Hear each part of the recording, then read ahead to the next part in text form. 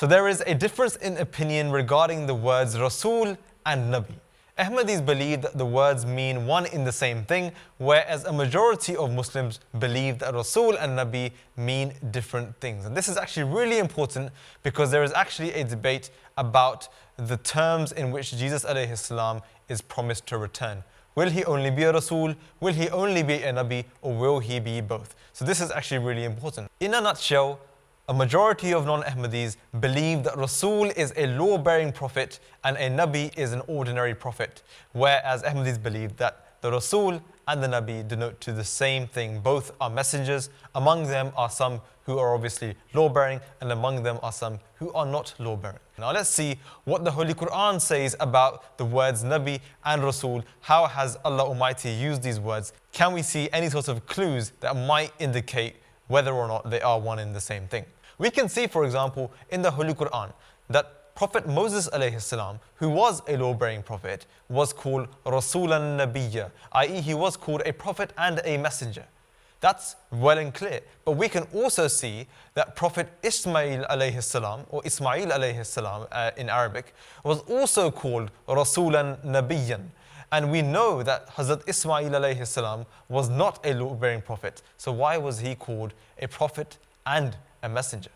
There are those who allege that because the words prophet and messenger, i.e. Rasul and Nabi, have been mentioned separately in the Quran and also in the Ahadith, therefore they must mean something separate. Well, we can see that this is actually a terminology and a tradition of Allah Almighty and of course Arabic lexicon, that when certain words are used separately, it doesn't always necessarily mean that they are completely different things. We can see this verse of the Holy Quran where Allah Almighty addresses the prophets, and then after using the word prophet, uses the word you, addressing the Holy Prophet Muhammad sallallahu alaihi wasallam, and then also mentions other prophets such as prophets Noah, Abraham, Moses, and Jesus, may peace be upon them all.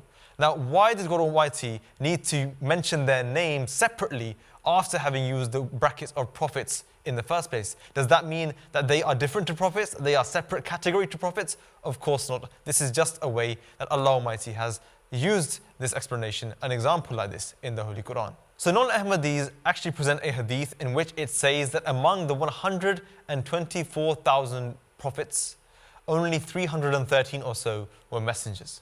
Now we can see that from this hadith, non-Ahmadis try to prove that only a few of the prophets were actually Rasuls. Well, number one, we have to see that this hadith is actually completely weak and is actually been regarded as da'if by an array of scholars and saints as well, as you can see right now. So there is actually no need to believe in the credibility of this hadith. Furthermore, we can actually see a different version of this hadith, which actually makes better sense. It actually says that 124,000, of course, were the prophets, and of them, 315 were a good number, i.e. they were those who were well known, and we have record of them as well. So there is no need to debate about this at all.